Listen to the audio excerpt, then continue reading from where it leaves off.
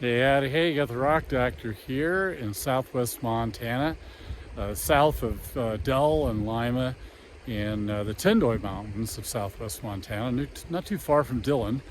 And what you see off there in the distance are limestones of the Madison group limestone. These are Mississippian in age, so they're roughly 350 million years old or so. And one of the things that you notice about them is they've got holes in them. Those holes are karst features, or dissolution of the rock that comes from the percolation of acidic groundwater through the rock, dissolving it out. Well, why does that happen? Because as the water percolates down through soil and vegetation, it picks up carbon dioxide from that decaying vegetation, and that makes a weak acid called carbonic acid, which dissolves the rocks and makes that karst topography or karst features within the rocks. These caves are places that have been occupied for at least the last 12 or 13,000 years. We find artifacts, wiki-ups, and other kinds of structures. They also were occupied by Pleistocene mammals, and so the bones of Smilodon, the saber-toothed cat, and a variety of other animals have been found and brought to the Museum of the Rockies in Bozeman out of these caves in southwest Montana. Super cool stuff, and we'll continue on down the road. I'm doing some fishing, but always time to do a little geology.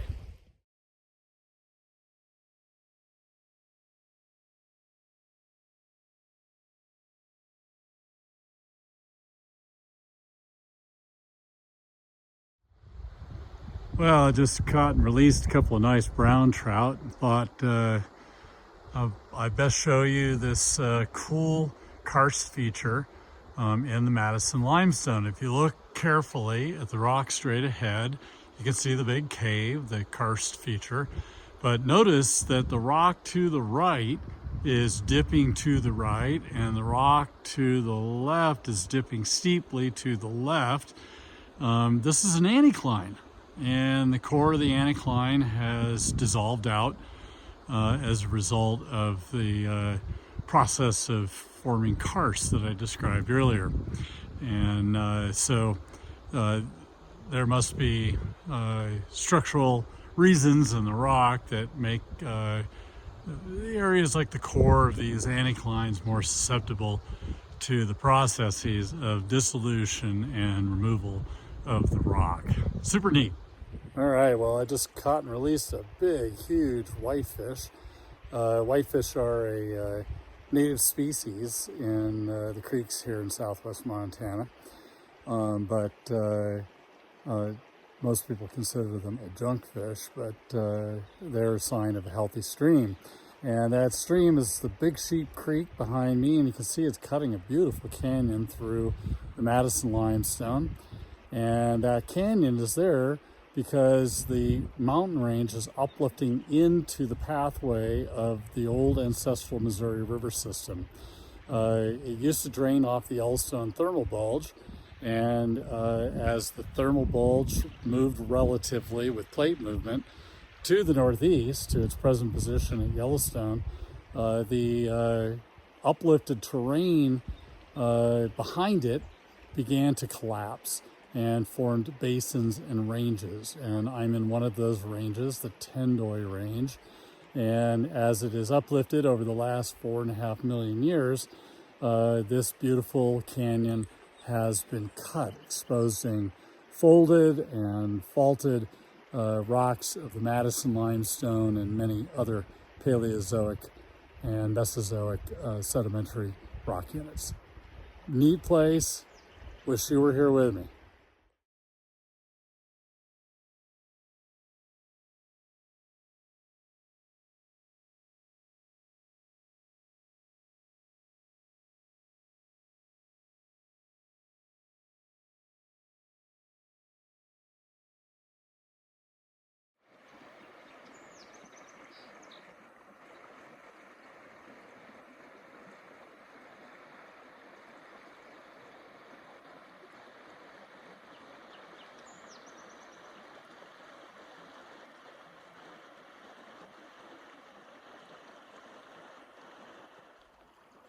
Without question, one of my favorite spots along Big Sheep Creek is the spot where this spring on the right is emanating out of the limestone and merging with the Big Sheep Creek on the left. And what's going on here is that karst that we've been talking about is a source of water recharge into the surface water through springs. And that happens because the karst in the subsurface is a storage area for water. We know that that water is very old. Dates show that it's thousands of years old. And so as a result, it's a gift from the past at a time when the climate was more moist than it is today. And it can be damaged if we extract it at a rate at which is greater than it can be recharged, which is almost always the case.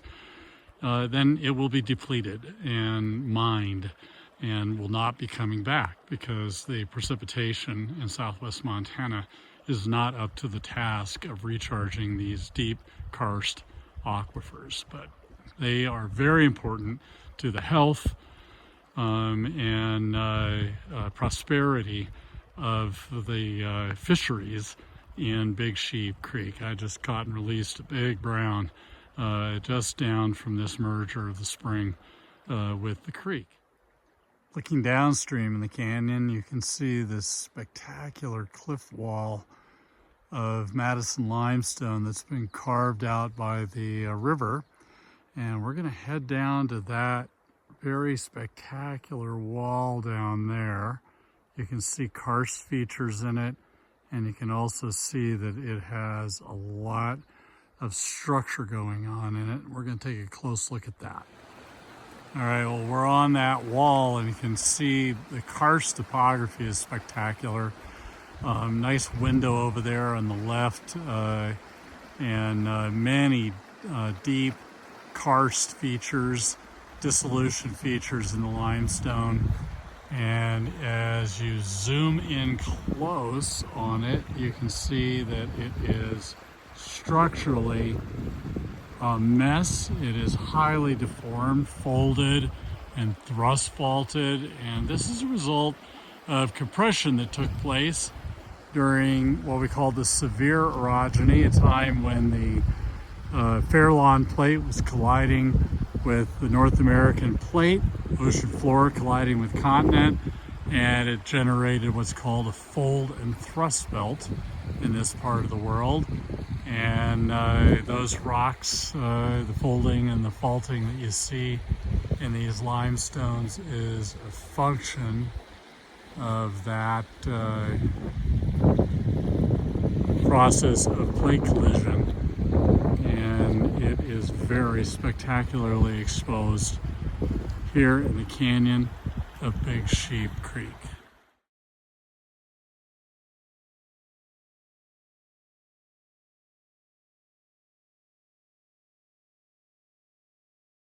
So just a spectacular exposure here of the Madison limestone, forming a isolated block of limestone with the karst features in it. And as you pan over to the north, to the left, you can see that it drops off and the rock is very distinctly different out there.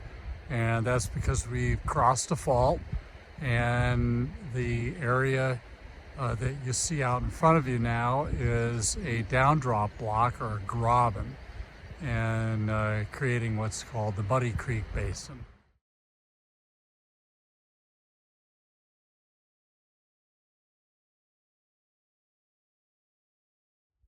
All right, well, you can see that the character of the river has changed quite a bit looking upstream on Big Sheep Creek, and you can see that it has turned into a placid, meandering stream, very different than it was up in the canyon, which is straight ahead. And the reason is because it's crossing through the lower gradient of a downdrop block of the Earth's crust, what's called the Muddy Creek Graben, or Muddy Creek Basin. And as a result, the stream gradient is less, and it forces the stream into meander loops, which then affects the fisheries. You have a tendency to get rainbow cutthroat hybrids in there, and it fishes very differently. It's very difficult to fish. Fish are a lot spookier.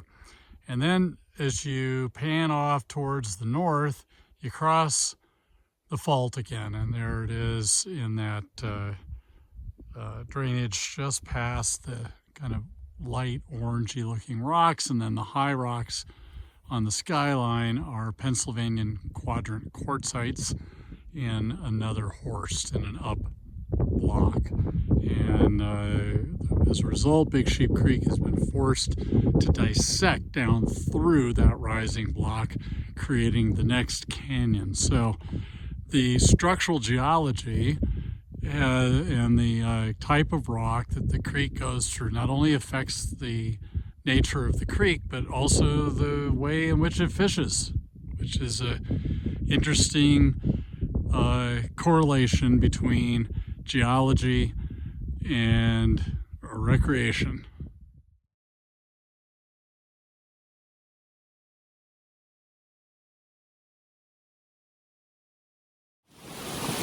All right, well, you can probably hear I'm on the fast water in the canyon of Big Sheep Creek, and what's going on here is the ground is lifting, rising into the water, and the water is carving this canyon as a result. And so, which came first? In this case, the pathway of the river came first. This is the pathway of the ancestral Missouri River, and it has been inherited as this range came up about 4.5 million years ago, and the water got stuck in it and is cutting this segment of the kind of northeast trend of Big Sheep Creek.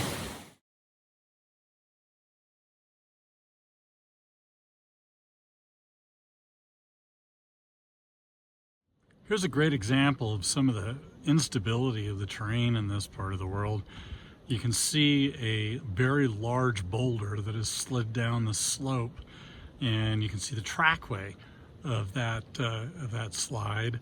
That's a piece of quadrant quartzite, Pennsylvanian age, wind-blown sand dune deposit, and it is like everything else around here. Gravity dominates, and it has slid down the hill. Well, there's no mistaking that structure. Of course, that's a fold, and folds in the limestone indicate that the rock was once buried pretty deeply and was under heat and pressure, confining pressure.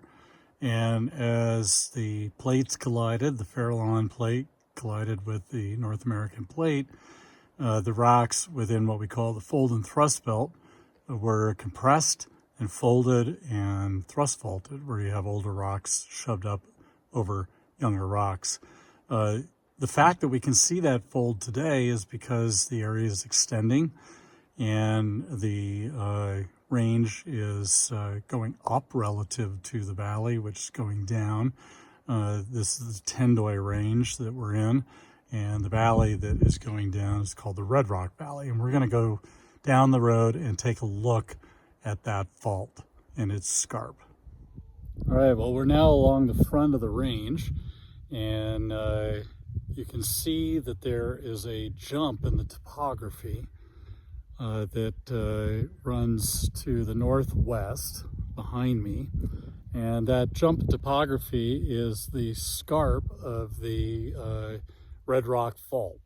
What's a scarp? A scarp is where there's surface rupture along the plane of the fault, and so that would indicate that that rupture and exposure has occurred pretty recently. Well, we know that it's less than at least about 11,500 years because it cuts glacial outwash deposits coming out of the Big Sheep Creek Canyon, and so it's at least that young and probably much younger, and it uplifts that block of rock to the right, and it's down dropping this valley over here to my left. It's called the Red Rock Valley, and So this change in topography has been happening for about the last 4.5 million years as the hotspot of Yellowstone has passed to the northeast relative to the plate moving to the southwest. And as it did, the domed land around the hotspot collapsed. It could no longer be held up because the source of heat had moved off to the northeast. And as it collapsed, it extended, and it created northwest trending basins and ranges as a result of that extension. And that's what we see right here. The red rock fault creating the Tendoy Range to the right, and the Red Rock Valley over here to the left. And so we see this young basin and range topography throughout southwest Montana, and it's a function of the passage of the plate over the Yellowstone hotspot.